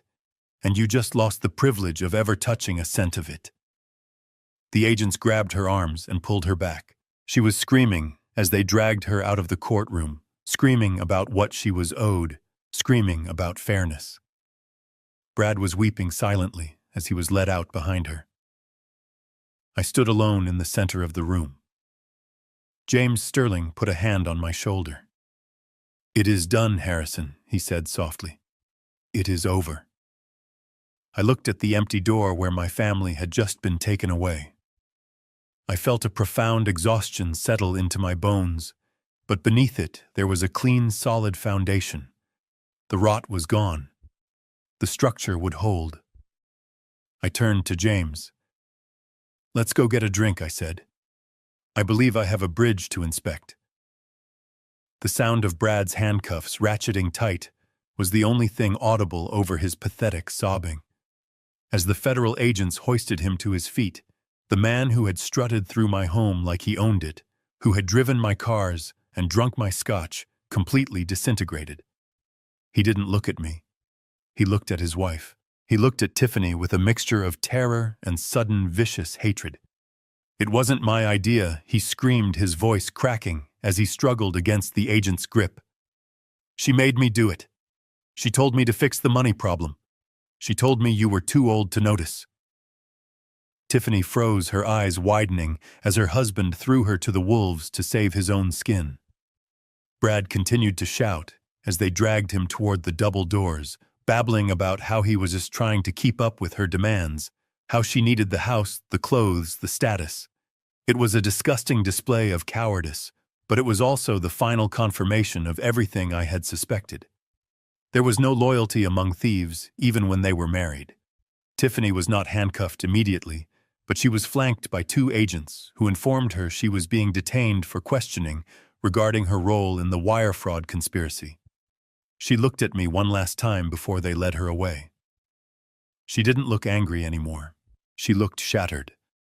She had built her entire identity on perception, on being the successful, beautiful daughter of a wealthy family. In the span of an hour, that identity had been legally and publicly executed. The days that followed were a blur of headlines and legal motions. The story was too perfect for the tabloids to resist. The prominent engineer, the greedy daughter, the desperate son-in-law, the attempted murder plot. My face was on the news, but so was theirs. For Tiffany, the social fallout was more lethal than any prison sentence. The New York Real Estate Board convened an emergency hearing and revoked her license permanently, citing moral turpitude and fraud. Her face, once plastered on bus stops and luxury listing websites, became a symbol of avarice. Her friends, the social climbers she had desperately tried to impress, vanished like smoke. She was radioactive. She was held in custody for 3 days before a judge granted her bail set at an amount that required her to liquidate her jewelry and empty her personal savings account just to secure a bond. She walked out of the detention center with an ankle monitor and nowhere to go. Her home in the Hamptons was a crime scene. Her apartment in the city was being seized by creditors. She was homeless, jobless, and famous in the worst possible way. 1 month later, I received a message through her public defender. She wanted to see me. She was staying in a cheap extended stay motel in Queens, the only place that would take her with her credit rating destroyed and her face on the news. I debated not going. Part of me wanted to let her sit in the mess she had created. But there was a final piece of business to attend to, a final lesson that had to be delivered in person. I drove to the motel on a rainy Tuesday.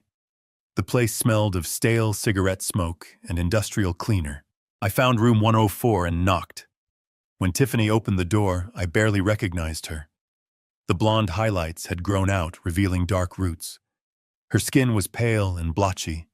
She was wearing sweatpants and a stained t-shirt. The arrogant woman who had tried to rob my safe was gone, replaced by a ghost. She stepped back to let me in.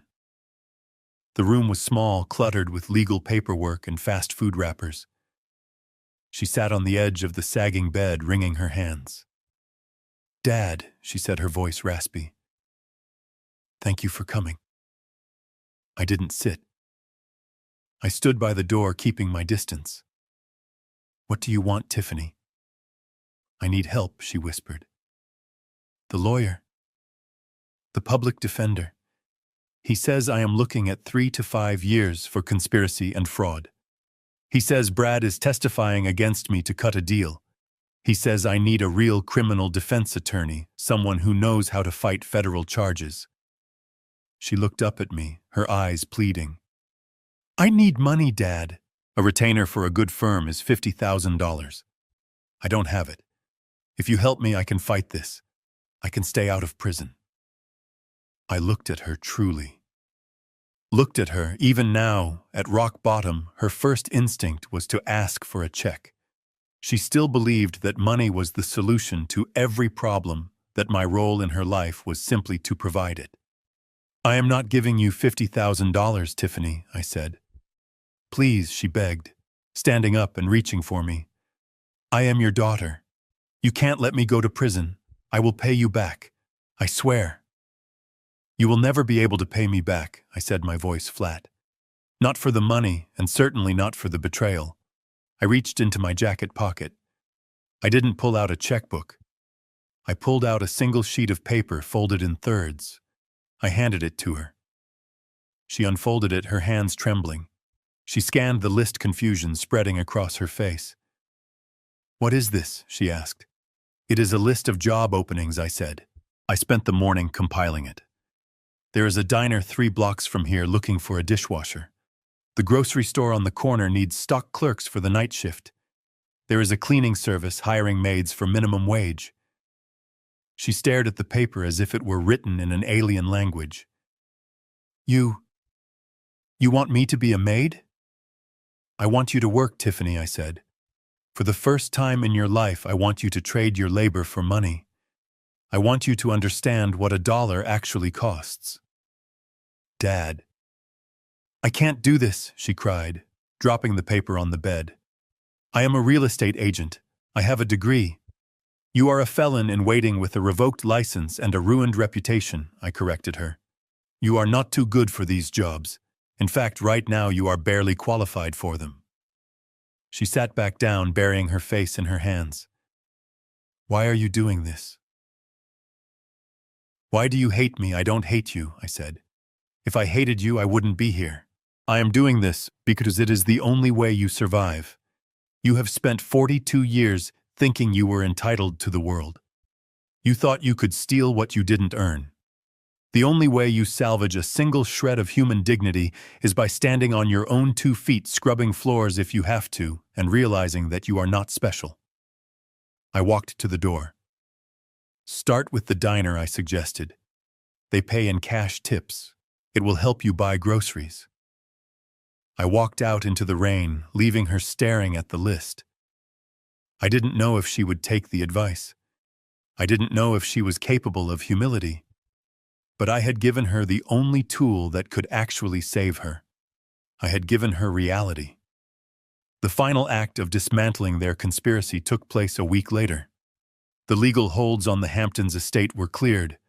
Shadow Creek Capital, facing scrutiny from the FBI for their predatory lending practices and lack of due diligence regarding the forged signatures, agreed to a settlement. They released the lien on the property to avoid a federal investigation into their operations. The house was mine to sell. I didn't put it on the open market. I didn't want to drag out the process with stagings and open houses. I called a liquidator and sold it to a developer for a cash offer. It was under market value, but I didn't care about the profit margin. I cared about the excision. After the legitimate mortgage was paid off and the closing costs were settled, there was a surplus of $1.2 million. It was a significant sum money that Tiffany had killed her relationship with me to access. I stood in the foyer of the empty house one last time.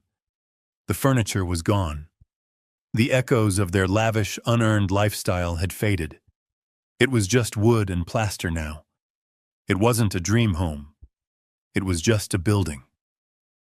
I looked out the window at the manicured lawn, where they had planned to host parties for people who didn't care about them.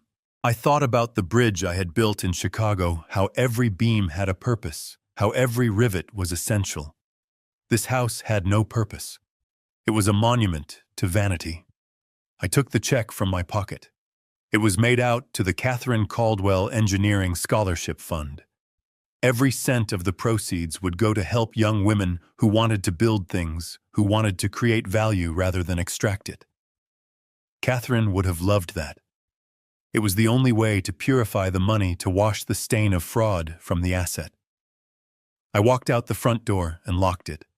I dropped the keys into the lockbox for the developer. I didn't look back as I walked to my car. I waited for the wave of sadness to hit me, the grief for the family I had lost. But it didn't come. Instead, I felt a lightness in my chest. I felt the clean, cold air of the ocean filling my lungs. I was 75 years old. I was alone. But I was free. I had faced the worst betrayal imaginable, and I had not just survived it. I had engineered a solution. I started the engine of my Jaguar. The hum of the motor was steady and strong. I put the car in gear and drove away from the Hamptons, heading back toward the city, toward my work, toward a life that was finally completely honest. 2 days after the sale of the Hamptons house was finalized, I boarded a plane to Boston.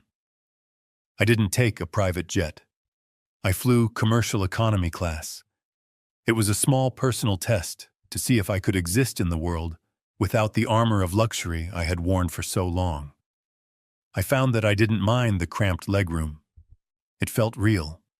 It felt like the world I had come from before I built my fortune. I went straight to a small, cluttered coffee shop near the MIT campus. It was raining, a cold New England drizzle that soaked into the bones. I sat in a booth in the back and waited. 10 minutes later, the bell above the door chimed, and a young woman walked in. She was wearing a heavy coat that had seen better days and carrying a backpack that looked heavy enough to contain concrete samples. It was Maya, my son's daughter. The granddaughter I had let slip away into the periphery of my life while I was too busy managing Tiffany's crises. She didn't see me at first. She went behind the counter, tied on an apron, and started her shift. She was 25 years old, a graduate student in structural engineering, working as a barista to pay her rent. She looked tired. Her eyes had dark circles underneath them, but her hands moved with efficient, practiced grace as she made cappuccinos and wiped down tables. She wasn't complaining. She wasn't asking for a bailout. She was working. I waited until there was a lull in the line before I approached the counter. I ordered a black coffee. When she looked up to take the money, she froze. Her eyes, which were the same shape as my late wife's, widened in surprise. "Grandpa Harrison," she asked, wiping her hands on her apron. "Hello, Maya," I said. "I hope I am not interrupting your shift." "No, not at all," she stammered. I didn't know you were coming. Is everything okay? Is Tiffany okay?" I looked at her. Her first instinct was to ask about the family, to ask if we were all right, despite the fact that we had ignored her for years. "Tiffany is finding her own way," I said carefully. "I came to see you." She took her break early. We sat at a small table by the window. I didn't offer her a check. I didn't hand her a suitcase of cash. I knew that would be an insult to the work she was doing. Instead, I placed a thick binder on the table between us. "What is this?" she asked. "I established a foundation in your grandmother's name," I explained. "The Catherine Caldwell Engineering Scholarship Fund. It is fully endowed with the proceeds from a property sale and a significant portion of my estate. It is designed to help young women who want to build things, but don't have the means to do so." Maya touched the binder cover gently. "That sounds amazing, Grandpa. Grandma would have loved that." "But why are you showing me? Because I am too old to run it," I said. "And I don't trust anyone else to understand the vision. I need a trustee. I need someone to review the applications, to manage the grants, to ensure the money goes to builders, not talkers." I opened the binder to the page outlining the trustee's compensation. It was a fair salary enough to allow her to quit the coffee shop and focus on her studies and the foundation, but not enough to buy Ferraris. It was a job, not a lottery win. "I am offering you a job, Maya," I said. "It will be hard work. You will have to make difficult decisions. You will have to say no to people. But you will be building something that lasts." She read the document. She looked at me, tears welling in her eyes. "I don't know what to say." "Say yes," I said. "Say you will help me honor your grandmother." She nodded, reaching across the table to take my hand. Her grip was strong. It was the grip of an engineer. "Yes," she said. "I will do it." I left Boston that evening feeling lighter than I had in 20 years. I hadn't just given away money. I had invested it. I had placed my legacy in hands that knew the value of labor. A year passed. I turned 76. My life in New York City settled into a new rhythm, one that was quieter, but infinitely more satisfying. I didn't spend my days worrying about stock markets or responding to emergency texts from family members needing bail money. I went back to work, but not for profit. I volunteered as a senior consultant for Habitat for Humanity and other urban renewal nonprofits. I spent my mornings on construction sites in the Bronx and Queens, wearing a hard hat and reviewing blueprints with project managers who were young enough to be my grandchildren. They didn't care about my bank account. They cared that I knew how to calculate load distribution on a retrofitted beam. They respected me for what I knew, not what I owned. In the afternoons, I walked to Washington Square Park. I joined the chess club that gathered near the stone tables. My opponents were retired teachers, taxi drivers, and street hustlers. We played for pride sometimes for a few dollars. There was a man named Saul, a former history professor, who beat me 3 times out of 5. We talked about politics, about history, about the architecture of the city. He didn't know I was a millionaire. To him, I was just Harrison, the guy who played a solid Sicilian defense but was weak against knights. It was a simple life. It was an honest life. It was the life I should have been living all along. One rainy afternoon in November, the mail arrived. Among the utility bills and the architectural journals, there were 2 envelopes that stood out. One was a plain white envelope with a prison stamp on the corner. The other was a cheap, store-bought postcard with a picture of a generic sunset. I sat in my library, the same room where I had once decided to destroy my family, to save myself, and I opened them. The letter was from Brad. He was 2 years into his 12-year sentence. The handwriting was jagged, angry. He didn't apologize. He didn't ask for forgiveness. He blamed me. He wrote about how unfair the judge was, how the system was rigged, how I had set him up. He wrote that he spent every day thinking about how I had ruined his life. He claimed he was a victim of my ego. I put the letter down. He hadn't changed. Prison hadn't humbled him. It had only calcified his narcissism. He would spend the next decade rotting in his own resentment, never understanding that he held the key to his own cell in the form of accountability. I picked up the postcard. It was from Tiffany. She was living in a small town in Ohio now, working as a cashier at a discount grocery store. She wrote that her feet hurt. She wrote that the customers were rude. She wrote that she missed her old life. I hope you are happy, Dad, she scrawled at the bottom. I hope your money keeps you warm at night because you have nothing else. You chose your wallet over your daughter. I will never forgive you.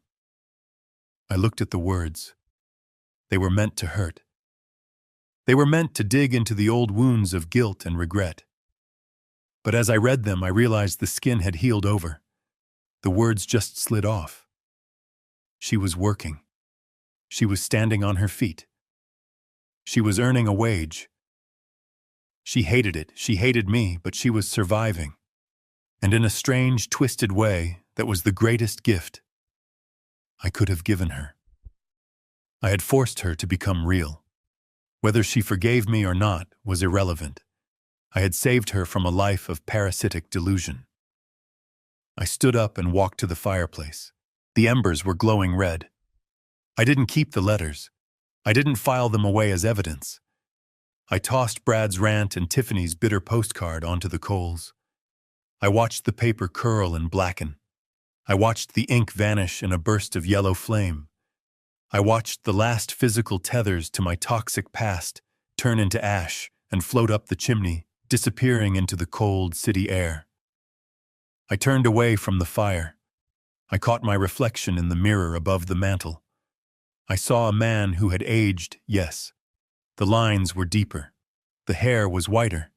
But the eyes were clear. The slump in the shoulders was gone. People say that blood is thicker than water. They say that family is everything. But I have learned that is a dangerous lie. Blood can be poisoned. Family can be the anchor that drowns you. I had lost a family, yes. I had lost the illusion of the perfect daughter and the successful son-in-law. But I had found something far more valuable. I had found myself. I had found the Harrison Caldwell who built bridges. I had found the man who valued truth over comfort. I had found that solitude in honor is infinitely better than company in lies. I wasn't lonely. I was free. I checked my watch. It was 6:00 p.m. I had a reservation at a small Italian restaurant in the village. I adjusted my tie, a silk one with a subtle pattern, and smoothed my jacket. I wasn't eating alone tonight. I was meeting Elena. She was a retired architect I had met at the housing project in the Bronx. She was 72 with silver hair cut short and a laugh that sounded like jazz music. She challenged my ideas on urban planning. She drank her coffee black. She didn't need my money. She had her own pension and her own life. She liked me because I made her laugh and because I listened when she spoke. I walked out of the brownstone and locked the door behind me. The air was crisp, smelling of rain and autumn leaves. I walked down the steps and onto the sidewalk, my stride long and purposeful.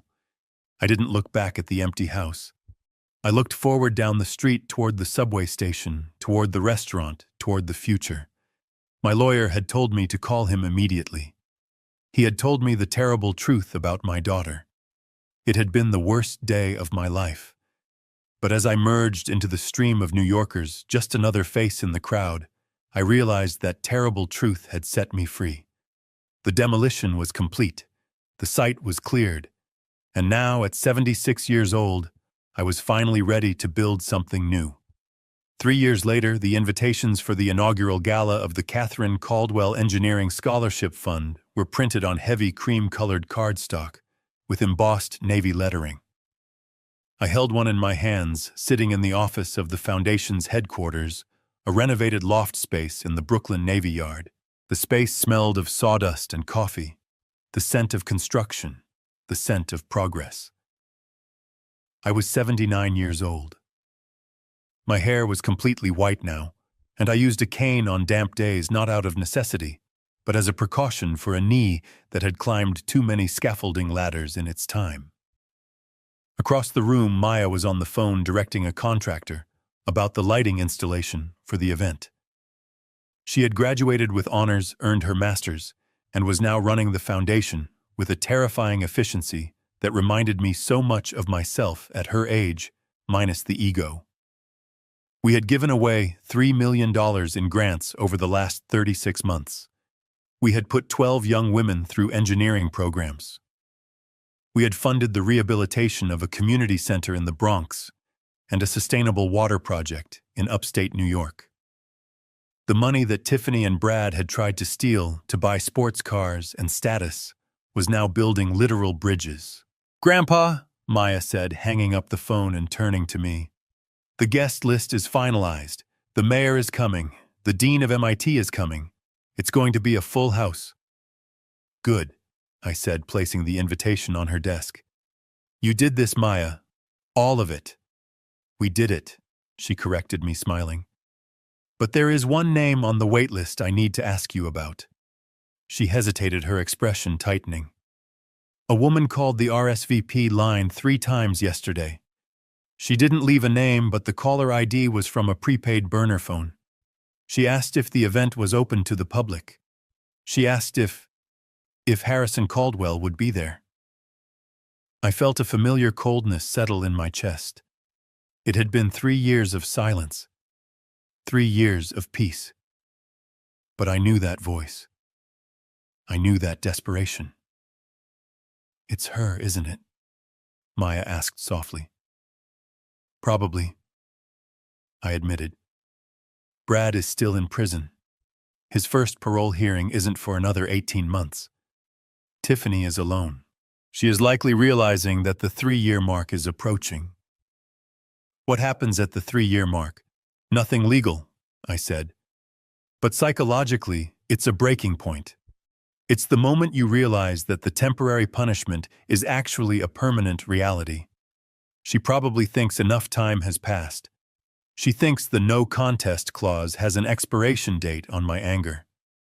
"Do we need extra security?" Maya asked, her pragmatic engineer's brain taking over. "We always have security," I said. "But yes, give the team a heads up. If she shows up, she doesn't get past the door. I don't want a scene. This night is about Catherine, not Tiffany." The night of the gala was crisp and clear. The Brooklyn skyline glittered across the East River. The venue was filled with the hum of conversation, the clinking of glasses, and the energy of people who were there to build, not destroy. I wore my tuxedo, the same one I had worn 30 years ago, which fit better now than it had then. Elena was by my side, looking stunning in a silver gown, her sharp wit charming a senator from New Jersey. I stood near the entrance, greeting guests, feeling a sense of fulfillment I had never experienced during my years of chasing profit. This was legacy. This was real. Then I saw the commotion near the velvet ropes outside. The security team, 2 large men in dark suits, had stepped in front of a woman. She wasn't wearing a gown. She was wearing a trench coat that was too thin for the weather, buttoned up to her chin. Her hair was pulled back severely. She was arguing, gesturing frantically toward the glass doors where I stood. I excused myself from the senator and walked toward the entrance. Maya saw me and started to follow, but I signaled for her to stay back. This was my demolition site to clear. I pushed open the glass doors and stepped out into the cool night air. The noise of the city rushed in. "I am his daughter," the woman was screaming. "You can't keep me out. I just want to wish him congratulations. I have rights." "Tiffany," I said. She froze. She turned to look at me. The years had not been kind. The stress of poverty, of standing on her feet all day, of living in a world that didn't care about her last name, was etched into the lines around her mouth and eyes. She looked older than 45. She looked worn. "Dad?" She breathed, her voice cracking.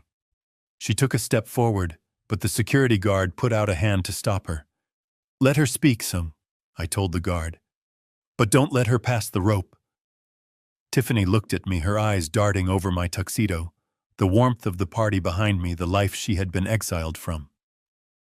"I saw the article in the Times," she said, clutching a crumpled newspaper clipping in her hand. "About the foundation, about the millions you're giving away." "It is a good cause," I said neutrally. "I'm working at a diner in Jersey City," she blurted out, as if expecting a medal. "I'm a shift manager now. I make $15 an hour plus tips. I have a studio apartment. I pay my own rent." "I know," I said. "I have kept tabs." You check on me. Hope flared in her eyes, dangerous and sharp. I verify, I corrected. I verify that you are safe. That is all. I did what you said, she pleaded, gripping the velvet rope. I got a job. I learned the value of $1. I suffered, Dad. God, have I suffered? Isn't that enough? Haven't I paid the price? Can't I come home now? I looked at her. I saw the pain. I saw the genuine struggle. She had survived. She had done what I told her to do, but as I looked closer, I saw the reason she was here tonight. It wasn't because she missed me. It wasn't because she wanted to celebrate her mother's memory. Why are you here, Tiffany? I asked quietly. I have debts, she whispered, the facade crumbling instantly. Brad left me with legal fees. The IRS came after me for the back taxes on the unreported income from the laundering scheme. They are garnishing my wages. I can't live like this, Dad. I'm drowning. I see you giving away millions to strangers, to Maya, and I'm your daughter. Just a little help. Just a loan. Please. The sadness I felt was profound, but it wasn't surprising. She hadn't changed. She had adapted to survive, but the core operating system was the same. She still believed that my money was the answer to her problems. She still believed she was owed. You are working, I said. You are paying your rent. You are surviving. That is more than you were doing 3 years ago. But I'm poor, she hissed, her anger resurfacing. I'm a nobody. Do you know how humiliating it is to serve coffee to people I used to go to parties with? It is honest work, I said. There is no shame in it unless you bring the shame yourself. I am suing, she spat out, desperation turning to threats. I spoke to a lawyer. He says the no contest clause might be challengeable if I can prove undue influence from Maya. He says I can tie this foundation up in court for years. I sighed. It was the threat I had been waiting for, the final test. Tiffany, I said, stepping closer to the rope so only she could hear me. If you sue, you will lose. The documentation of your fraud, your conspiracy with Brad, the audio recordings of you sanctioning my murder, they are all part of the permanent record of the trust. If you file a lawsuit, those records become public evidence in the civil trial.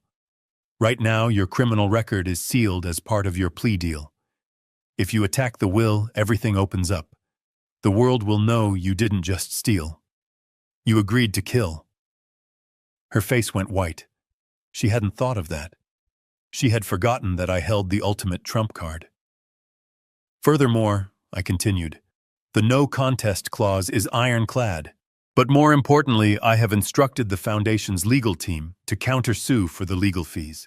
You will not only lose, you will be bankrupt for the rest of your life. You have a job now. You have a life. It is small, but it is yours. Do not throw it away on a gamble you cannot win. She stared at me, trembling. She realized finally and completely that the door was not just locked. It was bricked over. You really don't love me, she whispered, a tear sliding down her cheek. I loved you enough to stop you from becoming a monster, I said. And I love you enough to tell you the truth now. Go home, Tiffany. Go back to your life. It is the only one you have. She stood there for a long moment, shivering in the cold. Then slowly she turned around. She didn't scream. She didn't fight. She simply buttoned her coat tighter, lowered her head against the wind, and walked away into the darkness of the parking lot. I watched her go until she was just a shadow. It was the hardest thing I had ever done, sending my child away into the cold. But I knew that if I opened that rope, if I wrote that check, I would be destroying her all over again. I would be resetting the clock on her addiction to entitlement. I turned back to the gala. Maya was waiting for me by the door, concern etched on her face. Is she gone? Maya asked. Yes, I said. She is gone. Are you okay? I straightened my cufflinks. I looked at the room full of people who were celebrating. Catherine celebrating the future, celebrating the act of building. I am fine, I said. In fact, I have never been better. I took Maya's arm.